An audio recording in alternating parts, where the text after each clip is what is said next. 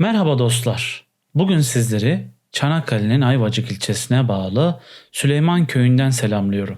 Mustafa Alper Ülgen, şehir yaşamından inşaat mühendisliği yaparken kırsala taşınarak ekolojik yaşamın ve doğaya dönüşüm peşine düşmüş bir isim. Kendi ekmeğini yapmak ve tavuklarına doğal yem sağlamak amacıyla buğday ekimi ile ilgilenen Ülgen, Anadolu'nun 37 çeşit yerel buğdayını yetiştirerek biyoçeşitliliğe katkıda bulunuyor. Bu çeşitlilik toprağın sağlığına ve ekosistemin dengesine katkı sağlıyor. Bu videomuzda Mustafa Alper Ülgen'in hayat hikayesini izleyeceksiniz.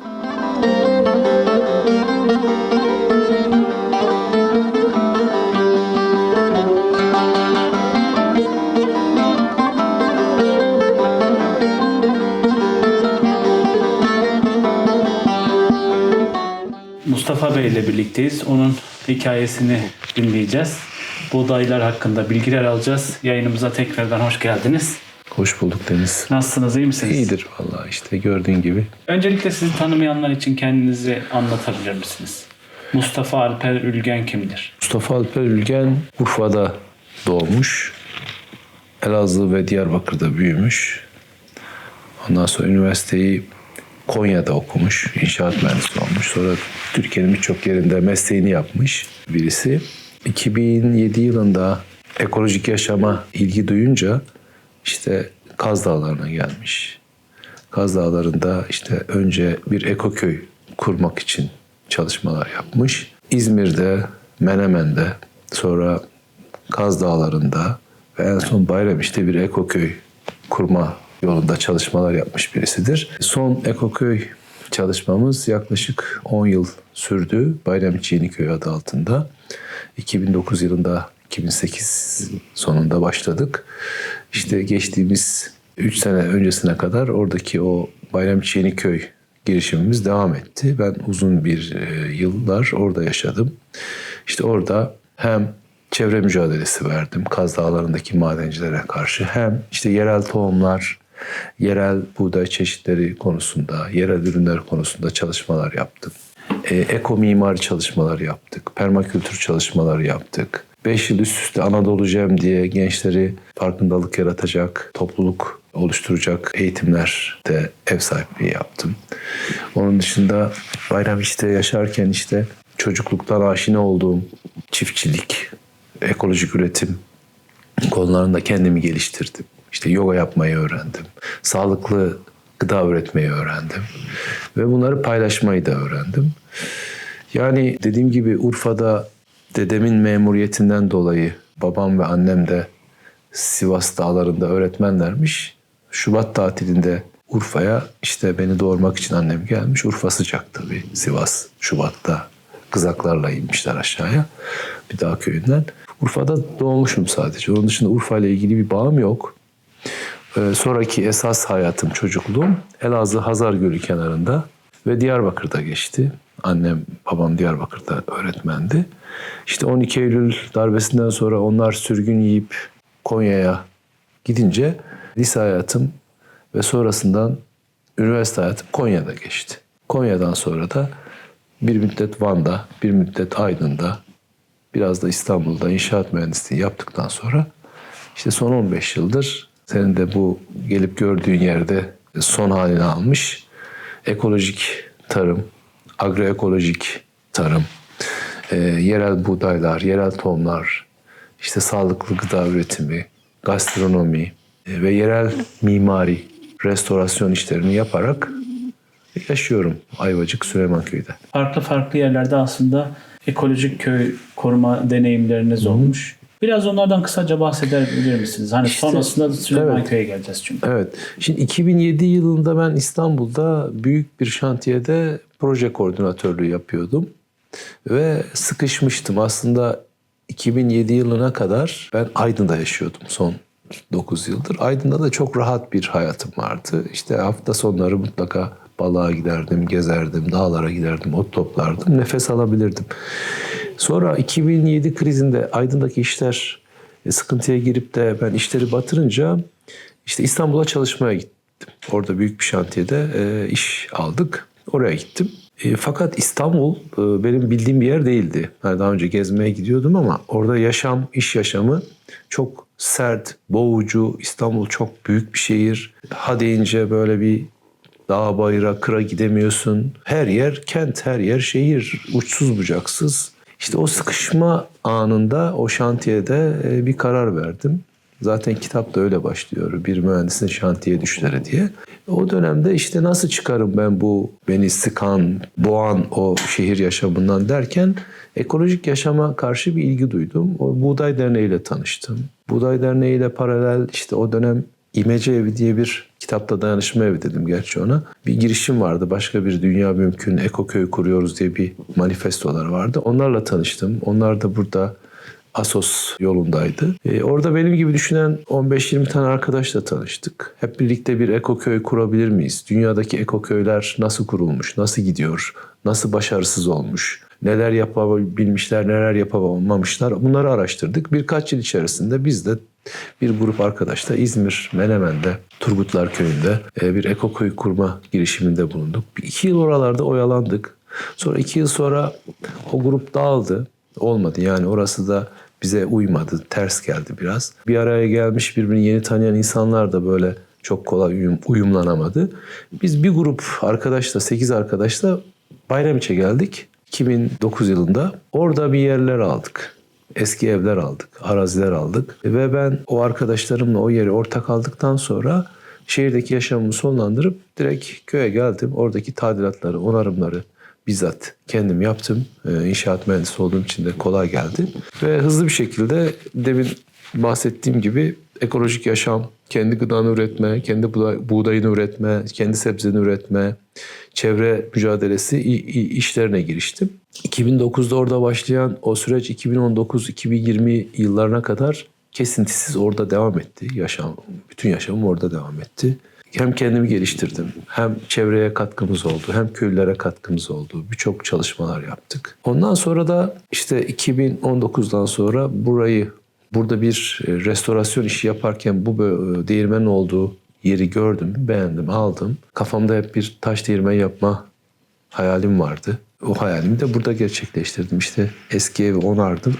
İçine bir geleneksel taş değirmen kurduk. Zaten buğday üretiyordum, çoğaltıyordum. Onları da daha sistemli bir hale getirdim. Ve şimdi burada Ayvacık, Süleymanköy'de hem bir taş değirmenimiz var, hem burada bir gıda üretimimiz var. İşte zeytinyağı, susam da üretiyorum. Tahin yapıyoruz falan filan.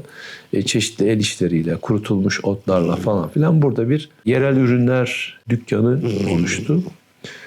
Burada hem un yapıyoruz, zaman zaman ekşi mayalı işte ekmekler, pizzalar yapıyoruz. Ya burada yaşıyoruz artık. Evet. Bu arada Bayramiçi Yeniköy projesi de geçtiğimiz son 2 yıl içerisinde sonlandı. Buradaki şimdi değirmeni biraz sonra yaşam alanınızı böyle bir kısaca göstereceğiz ama ondan önce değirmenden söz etmişken bu değirmende çıkan unun diğer değirmenlerdeki farkı nedir? Undan ziyade buğday farklı. Ben ilk Bayramiç'te 2009'da kendi buğdayımızı yetiştirelim. Kendi ekmeğimizi yapalım. Tavuklarımız var, kendi tavuk yemimizi üretelim düşüncesiyle ilk ortaya çıktığımızda elimize yerel buğday araştırdık. Sarı buğday geçti. Sarı buğday çok uzun yıllardır Kaz Dağları civarında ekilen sert bir buğday türü, eski bir buğday türü.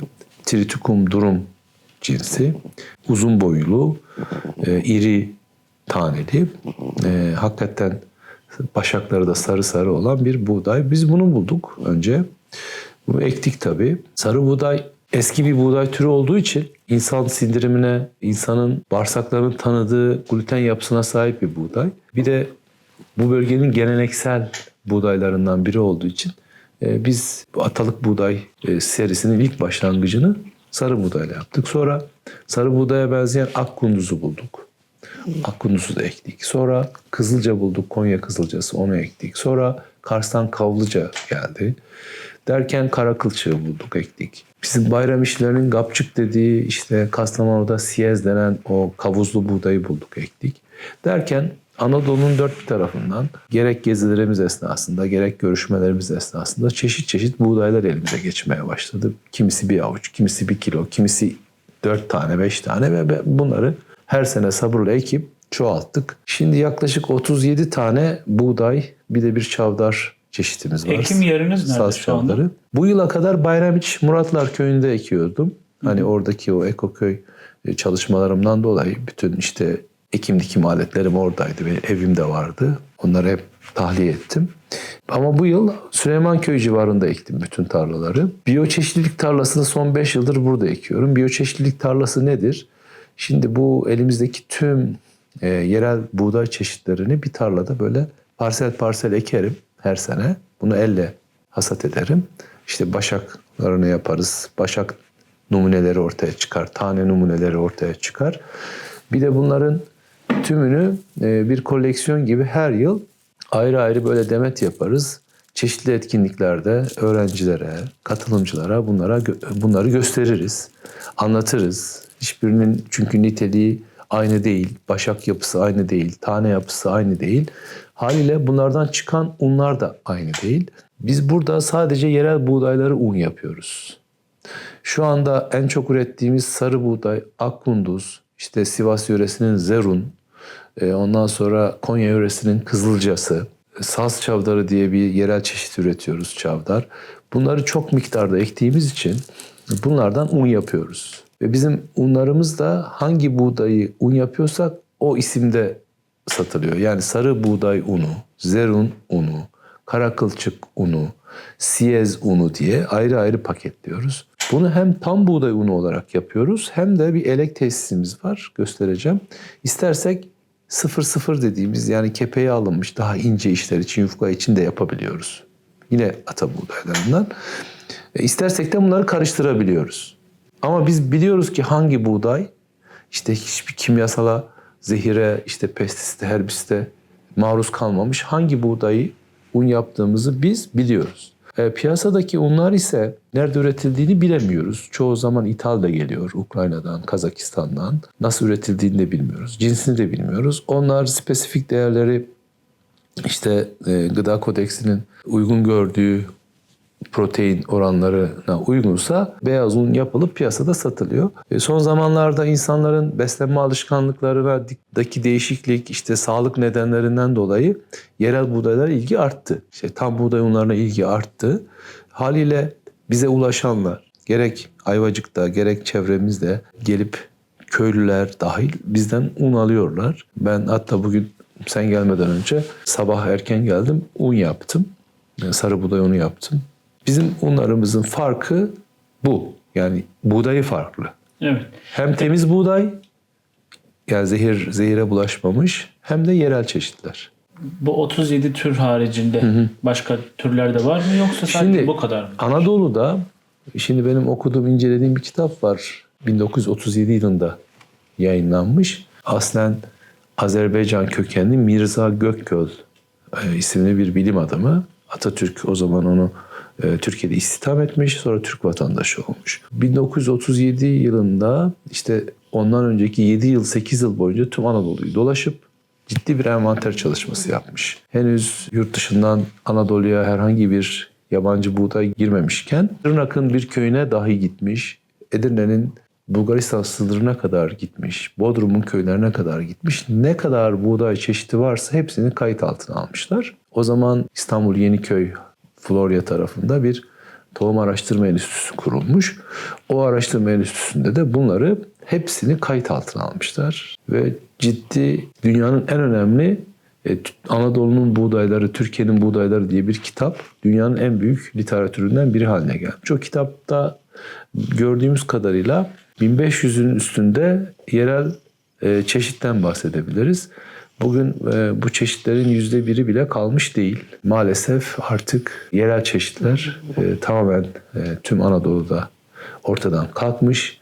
Yerine daha fazla birim alanda buğday vermesinden dolayı yabancı buğdaylar, Rus buğdayları, Meksika buğdayları, işte tohum şirketlerinin geliştirdikleri, ıslah ettikleri, gerek Türkiye'deki tohum araştırma enstitülerinin, gerek işte yabancı tohum şirketlerinin ıslah ettiği buğday çeşitleri maalesef buğday ekim alanlarını doldurmuş durumda. Onu neye göre belirliyorlar? Yani mesela bir buğdayın GDO'su değiştiriliyor mu? Diğer tohumlarda olduğu gibi. GDO'su değiştirilmedi buğdayın. Bu buğdayda GDO yok henüz tüm dünyada. Mısır'da yaptılar. GDO nedir? Genetik transfer. Yani örneğin fareden bir gen alıp işte Mısır'dan da bir gen alıp onu birleştirdiğinizde bu genetik transfer sayılıyor ve GDO böyle türler arası gen transferiyle elde edilen bir şey. Buğdayda ıslah çalışmaları var daha çok. Nasıl ıslah? Şimdi diyelim ki kara kılçığın güzel sert tane yapısı, işte başaklarının siyahlığını alıp boyu kısa başka bir buğdayın işte kısa boylu yatmaya işte daha dayanıklı bir buğdayla çaprazlıyorlar laboratuvarda ıslah ediyorlar. Bu GDO değil aslında. İslah çalışması. Bugün piyasadaki buğday türlerinin çoğu ıslah edilmiş buğday türleridir. Çünkü modern ekim aletleri, işte biçer döverlere kısa boylu buğdaylar daha çok uyum sağladığı için uzun boylu buğdayları daha kısa boylu bu sap yapısı daha kısa, başak yapısı daha güçlü buğdaylara çevirmeye çalışıyorlar. Tabii bu çalışmaların sonucunda dönümde işte 800 kiloya 1 tona kadar dünyada buğday alınabilen, ürün alınabilen buğday çeşitleri var. Bizim yerel çeşitler 150-200 kiloyu geçmez. Yani çünkü onların vereceği şey bu kadar. Yani ben 100 kilo aldım oluyor, 80 kilo aldım oluyor, 150 alıyor. 200 alırsam çok büyük başarı oluyor. Çünkü biz ot ilacı, böcek ilacı falan kimyasallar kullanmadığımız için bir de yerel çeşitlerin kapasitesi o kadar. Şimdi haliyle bu daha ıslah edilmiş ve daha çok birim alanda verim elde edilen yeni tür buğdaylar hızlı bir şekilde Anadolu buğdaylarının yerini almış. Çünkü buradaki temel yaklaşım daha çok buğday almak olduğu için bu yeni ıslah edilmiş çeşitler 1950 yıllardan sonra hızlı bir şekilde Anadolu'daki yerel çeşitlerin yerini almış.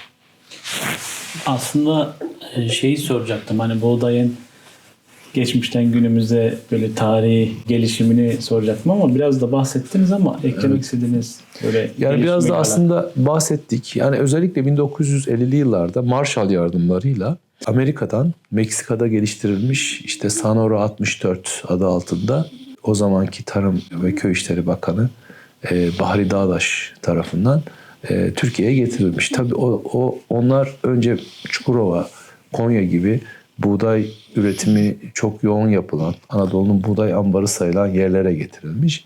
Burada hızlı bir şekilde çiftçiler daha çok verim veren bu buğdayları bizim o zaman daha henüz bakir olan, ham olan, mera olan topraklarımıza ekmişler ve ciddi verimler almışlar. Yani dediğim gibi 100-150 kilo verim alınan yerde 250-300 kilo, 400 kiloları görünce çiftçiler hızlı bir şekilde yerel çeşitleri bırakıp bu yeni getirilen çeşitlere yönelmişler. Bu yeni getirilen çeşitler aslında ıslah edilmiş çeşitler. Üzerinde bir sürü deneyler yapılmış, bir sürü çalışmalar yapılmış çeşitler. Ve hızlı bir şekilde eski buğday çeşitlerini yok etmiş.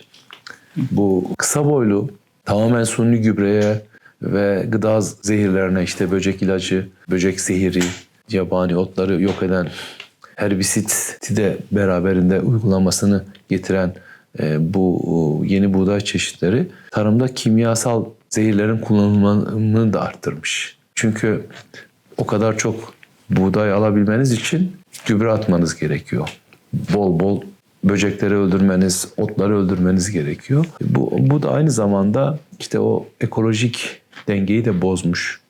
İşte o gübreler kekliklerin onları yemesiyle yok olmasına neden olmuş. Keklikler ortadan kalkınca böcekler çoğalmış. Kısa boylu buğdaylar yabani otlarla mücadele edememiş. İşte otu gören çiftçi ot ilacı basmış falan. Haliyle bugün aslında toprağa da bir nevi toprağa da, yeraltı sularını da en önemlisi insan sağlığını, geleneksel tatları, lezzetleri de yok eden bir sürece girmişiz. Maalesef Türkiye'de nitelikten çok niceliğe bakılmış. Daha çok verim. Bütün dünyada da öyle olmuş aslında.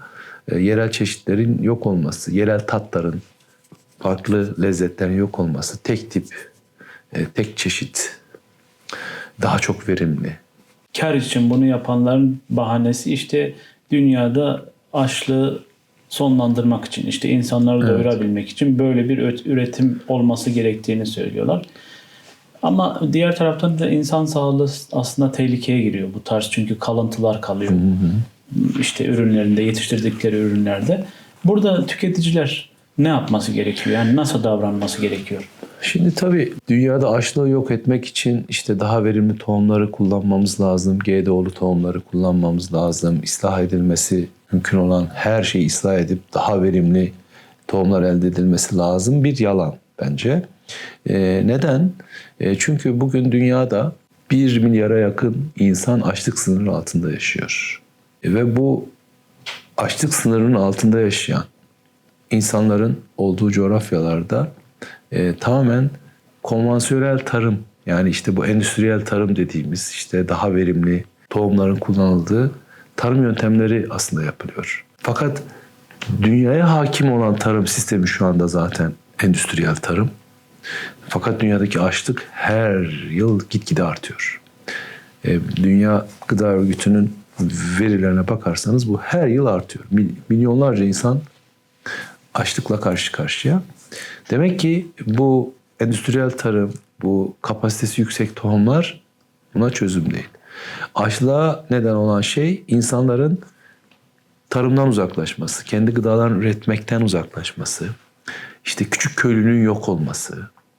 Dünyada nerede açlık problemi yoksa oraya bakın, orada küçük köylülük hayattadır.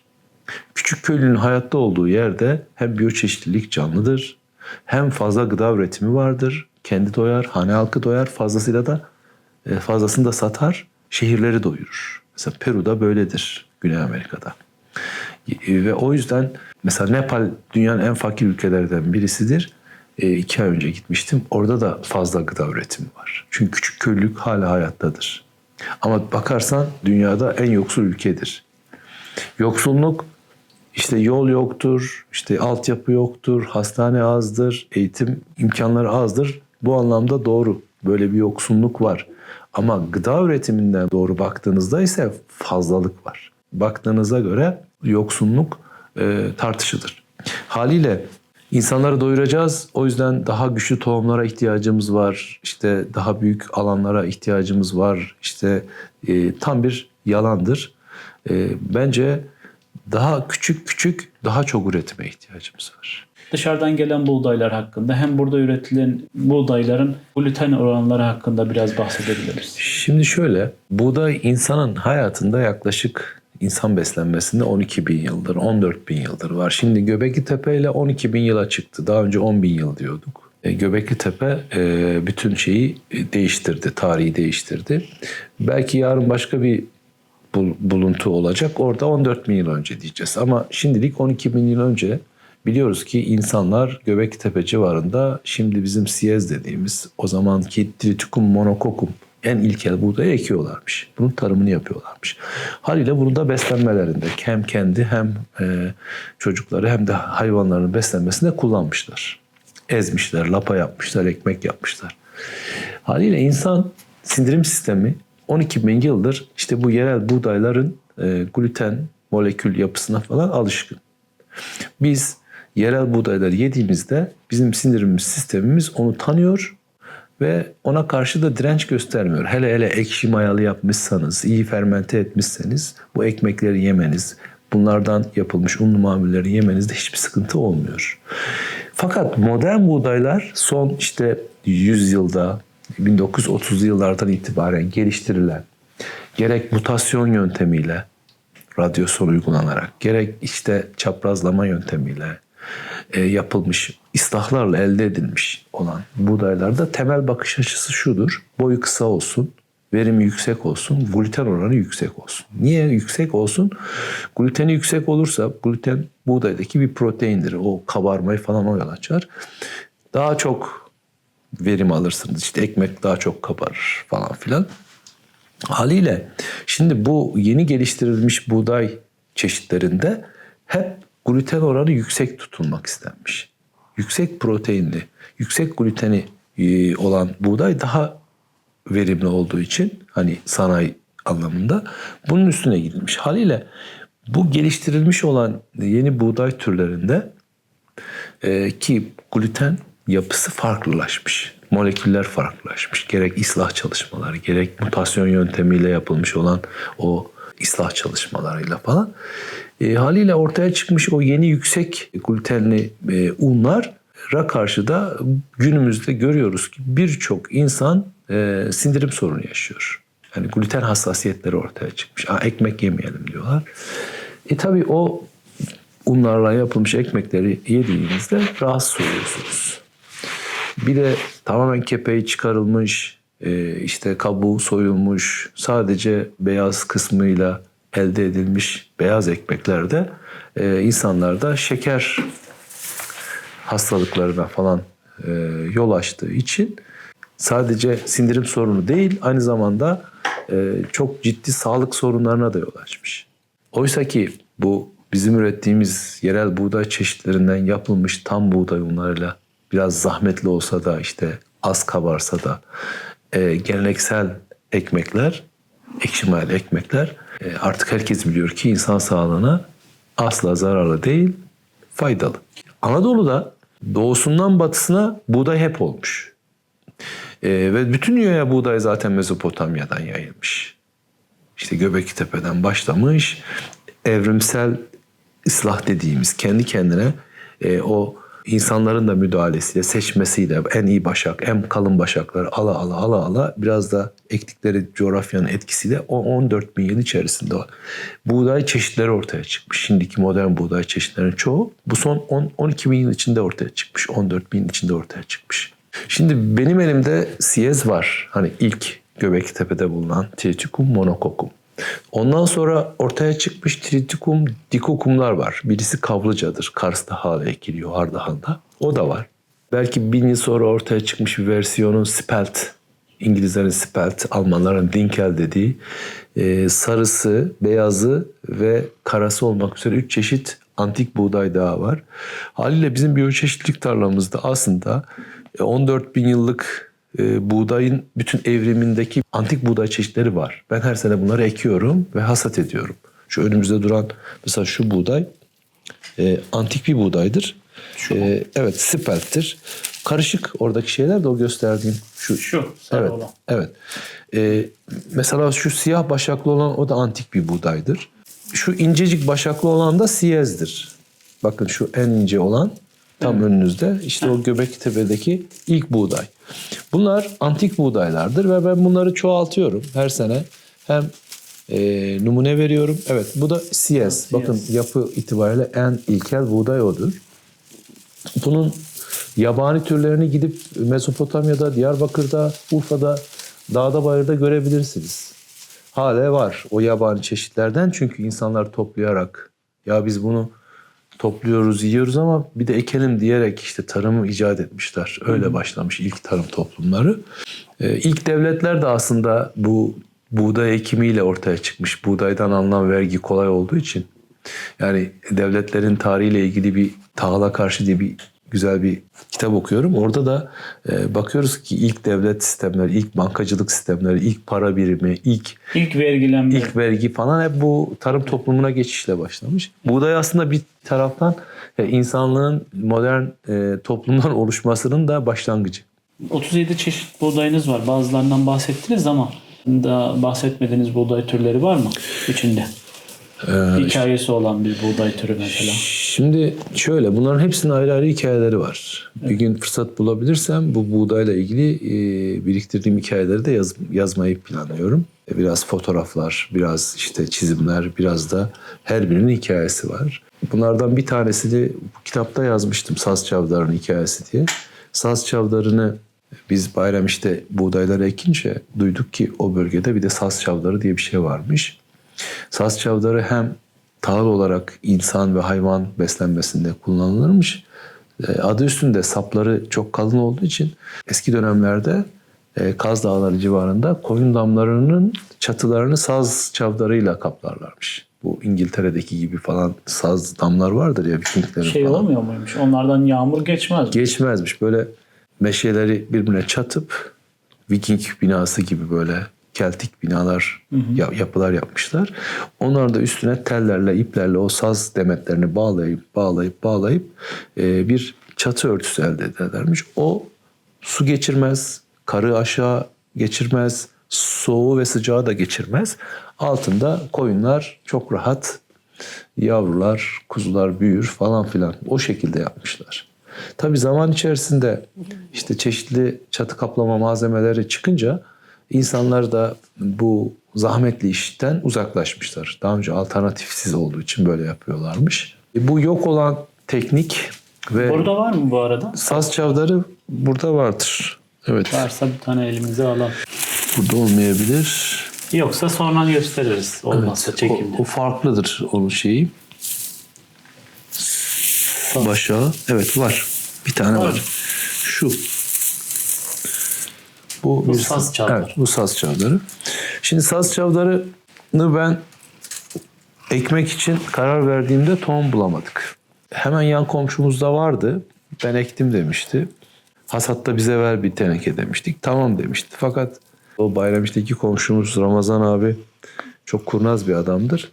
İşine gelmediği için bütün hasatı koyunlarına yedirdi. Haliyle bize tohum vermedi. Bir de dedik ki ya çürümüş dedi tarlada falan. Halbuki hayvanlarına yedirdi. Çünkü öyle bir dam yapmaktan vazgeçmişti artık. Oradan gelecek tohum da olmayınca biz tohumun peşine düştük. O zaman işte Muratlar Köyü'nden Raşit abi var. Beraber çalışırız. Oğlu Metin de arkadaşımdır. Ya abi dedim şu saz çavdarını bir bulalım. Muratlar büyük köydür. 800 nüfusu var. Çiftçi de çoktur. Sorduk, soruşturduk. Muratlar'da bulamadık. Kahvede otururken yaşlılar dediler ki Çanakkale'nin Kocayayla köylerine gidin. Oralarda eken vardır. Biz tabii o akşam kahveden 7 gibi çıktık. Raşit abiyle Kumarlar Köyü'ne gittik önce. Kumarlar Köyü'nde kahvede sorduk. Dediler vallahi köyde vardı. Çandan deveciler geldi. Hepsini aldı. Çünkü develer onu yiyince kızışıyormuş. Çok iyi geliyormuş deveye. O yüzden deveciler almış. Ayırmadınız mı hiç? Vallahi daha ekmeyeceğimiz için ayırmadık. Hepsini sattık gitti dedi. Ya bir avuç da mı yok? Yok. Nereden bulacağız? Dediler vallahi Kocalar Köyü var. Kocalar Köyü'nde Mehmet abi diye biri var. O ekmiş olacaktı dedi geçen sene, ona bir gidin. Biz tabii oradan kalkıp yayla yayla dolaşıp Kocalar Köyü'nü bulduğumuzda gece saat 9.30-10'du. Orada Mehmet abinin evini bulduk. Fakat uyumuşlar tabii yaşlı insanlar. Bunların kapısını çaldık. Gece kalktılar, açtılar kapıyı. Işığı yaktılar. Hayırdır ne oldu? Biri mi öldü? Ne oldu dediler. Yok dedik ya biz geldik işte dedik sizden tohum alma. Ya ne tohumu bu saatte? Kafayı mı yediniz? Vallahi dedik biz ta Muratlardan geldik amca. Sende saz çavdarı varmış bize biraz verir misin? Yok dedi veremem dedi. Ben dedi kendim ekeceğim dedi. Kendime kadar var dedi. Hadi size iyi günler gidin falan gibi bir şey dedi. O arada da kapının alt kenarından bir teyze bakıyordu. Siz nereden geldiniz dedi. Dedik Muratlardan geldik. Bir dakika dedi hacı dedi. Bunlar dedi benim köyümden gelmişler dedi. Bir dakika dedi kapıyı kapatma dedi. Dışarı çıktı. Siz dedi Muratlardan mı geldiniz? Evet. Hacı dedi bak bunlar dedi Muratlardan gelmişler dedi. Hem dedi tohum vermek sevaptır dedi. Sen dedi git dedi. Tohumun yarısını bu çocuklara ver dedi.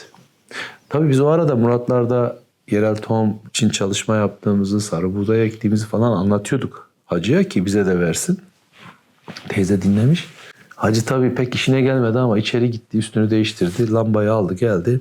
Gel dedi benimle dedi. Gittik ahşap tohum ambarına girdik. Ben ışığı tuttum. O bir teneke doldurdu.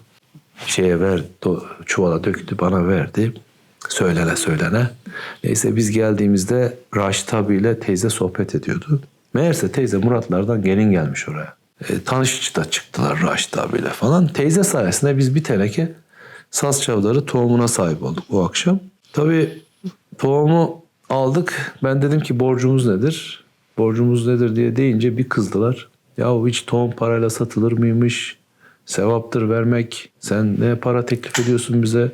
Sen dediler bak madem sarı buğday ekmişsin sen de bize sarı buğday verirsin. Bir teneke ödeşiriz dediler.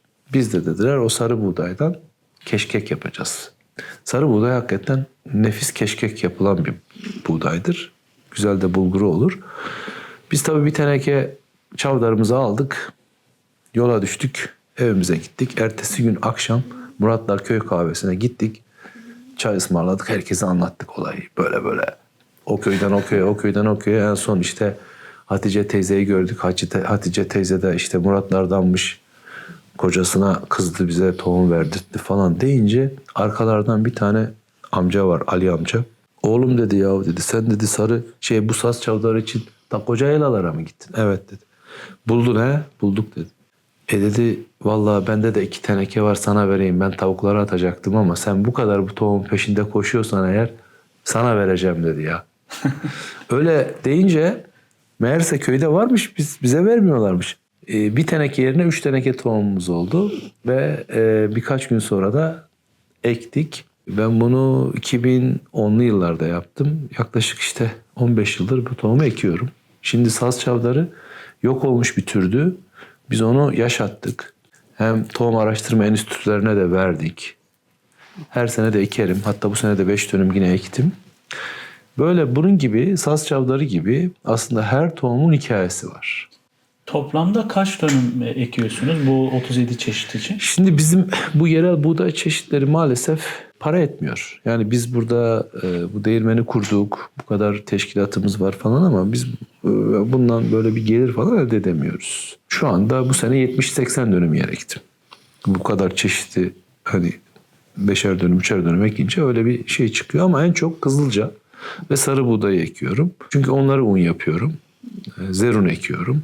Diğerlerini de tohumlar yaşasın diye ufak ufak ekiyorum. Her sene elle biçiyorum, bir daha ekiyorum. Öyle devam ediyoruz. Bir tohumun yaşama süresi ne kadar mesela? Yani Koşullar önemli. tohum her sene %30 verimliliğini düşürür. O yüzden tohumun yaşaması her sene ekilmesiyle ilgilidir. Şimdi ben 70-80 dönüm yeri ektim. Bir miktar tohumumuz silolarda var. İşte un yapıyoruz oradan. Depolamış oluyoruz ama esas depomuz toprağın altında. Şimdi onlar ta Temmuz ayına kadar büyüyecekler. Yani en sağlıklı depolama ekmektir. Yani biz ekiyoruz. Ekmeye devam ediyoruz. Ekmeği de sonbaharda yapıyorsunuz değil mi? Tabii ya bu sene sonbaharda değil işte daha 10 gün önce bitirdim ekim işini. Yani yağmurlar geç yağdığı için. Yani ilk yağmurun yağması lazım sonbaharda değil mi? Şimdi normalde Ekim ayı adı üstünde buğday ekimiyle ilgili bir aydır. Ekim ayında ekersiniz. Kasım'da falan işte bitirirsiniz. Ama biz bu sene Aralık'ta ektik. Hasat döneminde. Bizim burada hasat normalde Temmuz'un ilk haftası başlar. İşte Temmuz'un sonuna kadar sürer. Yani o buğdayın yetişmesi neredeyse bir yılı alır değil mi? Tabii yani şimdi buğday ile ilgili çalışmalarınız hep bir yıl sonrayı planlayarak yaparsınız ki ben birçok buğdayı böyle bir avuçtan başladığım için hani düşünün 5 yılda 6 yılda onu bir çuval 2 çuval haline getirebiliyorsunuz. Uzun süreli, uzun soluklu bir iştir buğday işi. Evet. Zahmetli. Zahmetli ve sabır gerektiren bir iştir. Tüketicilere son olarak söylemek istediğiniz bir şey var mı? Tüketmekten vazgeçsinler, türetici olsunlar. Şimdi bizim yeni bir şeyimiz var, kelimemiz. Tüketmek, yok etmek gibi bir şey aslında. Tüketmekten ziyade türetici. Yani üretici ile tüketiciyi birleştirdik, türetici diye bir laf oluşturduk. Burada bu gıdayı almak zorunda olan insanların gıdada sorumluluk almaları gerekiyor. Yani yediğiniz domatesin sağlıklı ve lezzetli bir domates, temiz bir domates olması için sizin de ona destek olmanız gerekiyor. Yani tabağınıza koyduğunuz domatesden, ekmekten, balıktan, yumurtaya kadar her türlü üründe sizin de bir söz sahibi olmanız gerekiyor. Araştırmanız gerekiyor. Zahmet etmeniz gerekiyor. Yani hazır size sunulmuş şeyi alıp bunun nasıl üretildiğini, bu temiz mi? Yani zehirli mi, zehirsiz mi? Araştırmanız gerekiyor. İyi mi? Yani lezzetli mi? Nefaseti yerinde mi? Bilmeniz gerekiyor. Bir de adil mi? Yani bunu üreten kişi hakkını almış mı? Sömürülmüş mü? Yoksa suistimal mi edilmiş? Bunu da bilmeniz gerekiyor. Haliyle Slow Food'un iyi, temiz, adil ilkelerinden yola çıkarak bunları söylüyorum. Bütün bunlara bakarak gıdayı tüketmek lazım. O yüzden yediğimiz gıdanın, kendimizin, çocuklarımızın yediği gıdanın sorumluluğunu almamız gerekiyor. Ve kim bu gıdayı üretmiş bilmemiz gerekiyor. Zehirleri kullanmış mı, kullanmamış mı bilmemiz gerekiyor. Onun için de sorumluluk almamız gerekiyor. Sorumluluk aldığınız noktada işte gıda toplulukları, tüketici kooperatifleri veya üretici kooperatifleri de girip çalışmaya başladığınızda, sorumluluk aldığınızda, zahmet ettiğinizde siz de artık bir gıda üretiminin bir parçası oluyorsunuz. O zaman da tüketici değil, türetici oluyorsunuz. Evet, üretmek tabii ki her zaman Yani İyidir. üretmek sadece tarlada çalışmakla olmuyor. Onun dağıtımında, onun satışında, işte onun sofraya gelene kadar ki olan o zincirinde bir katkınız varsa siz türetici oluyorsunuz o zaman işte. Evet. Tüketici olmaktan çıkıyorsunuz. Bu çıkardığınız unlarla hangi tür ekmekler yapıp Ben ekşi mayalı ekmek yapıyorum. Şimdi bizim yazın çalıştırdığımız, eşimle çalıştırdığımız küçük bir otel var Balabanlı'da. Onun işte sabah kahvaltılarında, akşam yemeklerinde bizim ekmek tüketilir. O 2-3 ay çalışır sadece. Bir de burada da Değirmen'in de bahçesinde küçük bir restoranımız var. O da daha çok yazın çalışır asmaların altında. Orada da biz bu ekmeğimizi, ekşi mayalı pizzamızı, böreğimizi yapıyoruz. Ama böyle bir fırın gibi sürekli bir ekmek üretimi yapamıyoruz. Yani o başka bir iş. Ama böyle sürekli ekmek yapan insanlara un verebiliyoruz. Evet. İşte Bektaş Kadın Kooperatifi var. Oraya veriyoruz. Evinde ekmek yapan ve satan birkaç kadın arkadaşa veriyoruz. Daha çok direkt kullanıcılar gelip alıyor. Köylüler gelip alıyor. Çevredeki insanlar gelip alıyor. Peki mesela bizi şu anda yayında izleyen insanlar sizin bu ürünlerinize ulaşmak istiyor. Sizin sosyal medya hesabınız ya da fazla bir ürününüz var mı yani? Var. Ürünümüz var ama şimdi bu son konjonktürde kargo fiyatları o kadar arttı ki. Şimdi 1 kilo unu biz 70 lira diyoruz. Kargosu 80 lira tutuyor. Yani şimdi una mı para versin, kargoya mı para versin? Haliyle un, hani biz bir bal satıyor olsak veya peynir satıyor olsak, katma değeri daha yüksek bir şey satıyor olsak tamam, o kargo parasını verebiliyor insanlar. Ama şimdi un ağır bir şey. Kargo ile yollamak da sıkıntılı. O yüzden ben daha çok burada satışını organize ediyorum. Tabii ki bizden kargo ile alanlar da var. Yani alternatif bulamayan, işte İstanbul'da şey yapanlar alıyorlar. Onlara gönderiyoruz. Veya buraya gelip alıyorlar çuvalla. Yıllardır bizi tanıyan bilen insanlar bize mesaj atıyor. Ne ürünler var? Biz de onlara bir liste atıyoruz. Sipariş veriyorlar. Ya gelip kendileri alıyorlar. İşte dün aradı bir Perihan Hanım diye bir müşterimiz. Ya Çanakkale'ye gelen biri var mı? İşte 20-40 kilo un gönder. İşte biz kargoya vereceğimize Çanakkale'ye giden birine diyoruz ki ya bunu götür. Veya siz Akçay'dan geldiniz ya, dönüşte ya Altınoluk'ta birine un vardı, bırakır mısın falan. O şekilde çözmeye çalışıyoruz. Evet. Diğer türlü çok maliyetli oluyor. Tabii. Yani ürün kadar Son kullanıcıya çok maliyetli oluyor. O yüzden de aktif bir böyle satış işine girmiyoruz, yani giremiyoruz. Hani burayı da bir dükkan gibi organize ettik. Hem sohbet, muhabbet, hem geliyor işte görüyor, tahini görüyor, unu görüyor, bakıyor değirmene. Daha çok böyle yerelde satış bizim için daha iyi. Evet. O zaman izleyenler, yolunuz Süleymanköy'e, Ayvacık'a düşerse burada böyle bir değirmen var. Tabii. Gelip ziyaret edebilirsiniz. O zaman hazırsanız hem böyle bir değirmeni hem çevreyi Tabii. son olarak gösterelim. Videomuzu son. Bugün hava yağmurlu. İnşallah böyle Temmuz ayında falan böyle daha Hasat zamanı geleceğiz. güzel çekimler yaparız. Evet. Ama değirmeni bir gezelim. Tamam. Zorucuğum, müsaade eder misin? Biz bir değirmeni gezelim. Hadi.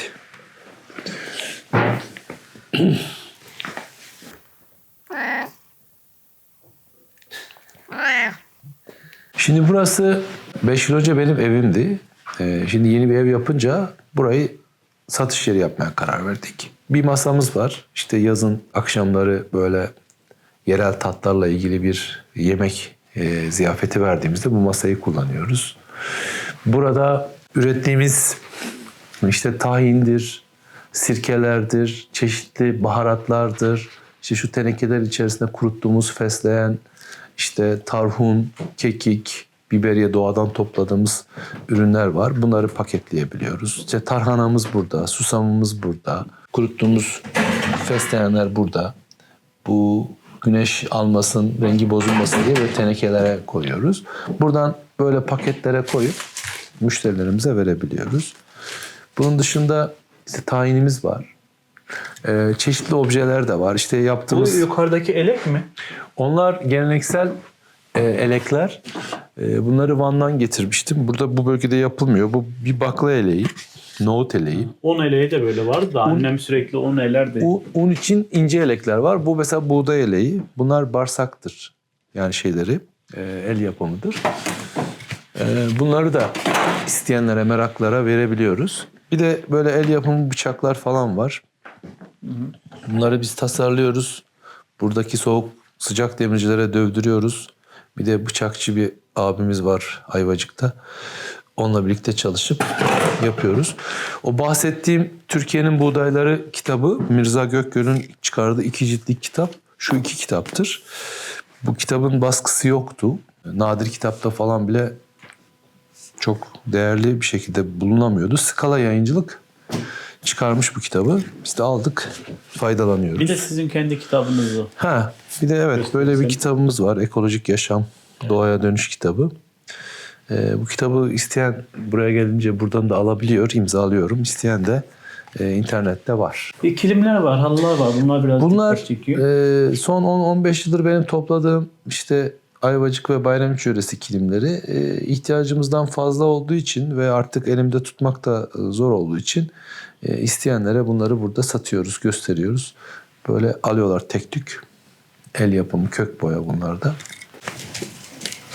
Evet, bugün yağmurlu bir gün olduğu için yayınımıza içeride başladık.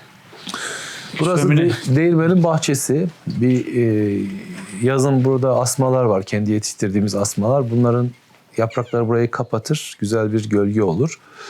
Şurada yükseltilmiş yataklarda çeşitli aromatik bitkiler yetiştiriyoruz. Sebzeler falan var. Şimdi kışlıkları ektik. Şu an kış ayı olduğu için. Evet. Tavuklarımız var. Tavuklarla değirmenin artıklarını onlara veriyoruz. Onlar da bize yumurta veriyorlar. Tavuklar da çok güzelmiş.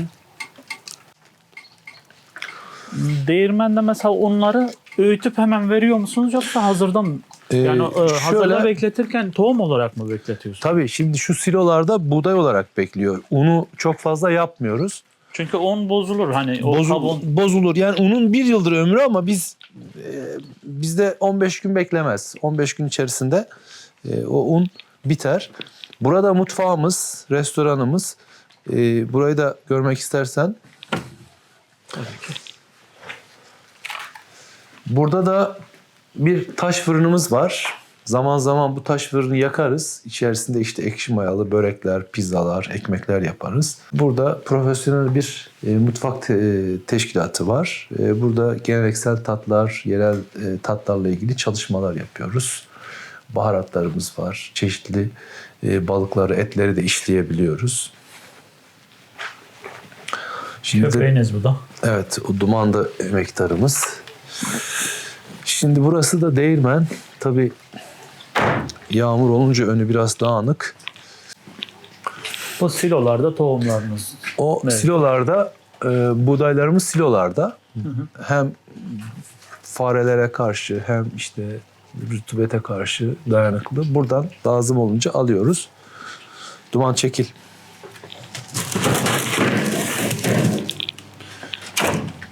Burası değirmenimiz. Bu un silosu. Bugün un yaptım. Bunun içi şimdi un dolu. Böyle bir 300-400 kilo un var. Unu buradan alıyoruz.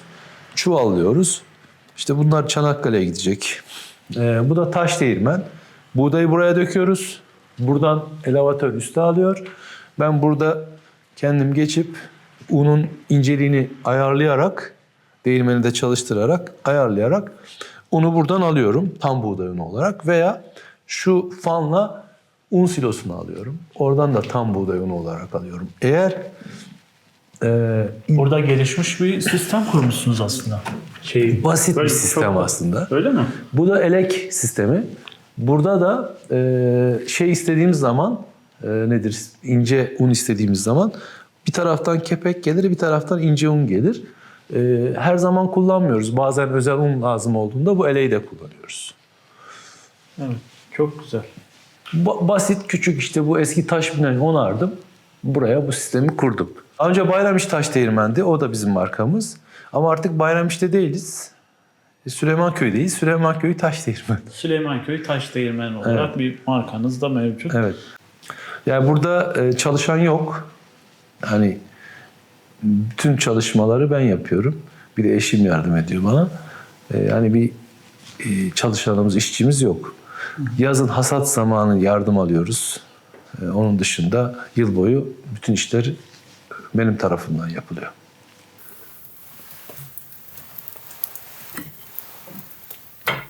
Son olarak benim sormadığım, sizin söylemek istediğiniz bir şey var mı? Valla bu işler zahmetli ama önemli işler. Şimdi ben bazen kendi kendime diyorum ki ambarımızda buğday var. İşte silolarda da biraz zeytinyağı var. Susam da var. Aç kalmayız. En azından çevremizde aç kalmaz. Buğdayımız da var. Zeytinyağımız da var. Salçamız da var. Temel olan şeyler var elimizde. Onları üretiyoruz. Onlar olduğu sürece aç kalmayız. Kimseyi de aç bırakmayız. Teşekkür ederiz bugünkü verdiğiniz bilgiler için özellikle. Çok sağ olun. Ne demek? Görüşmek dileğiyle. Görüşmek dileğiyle.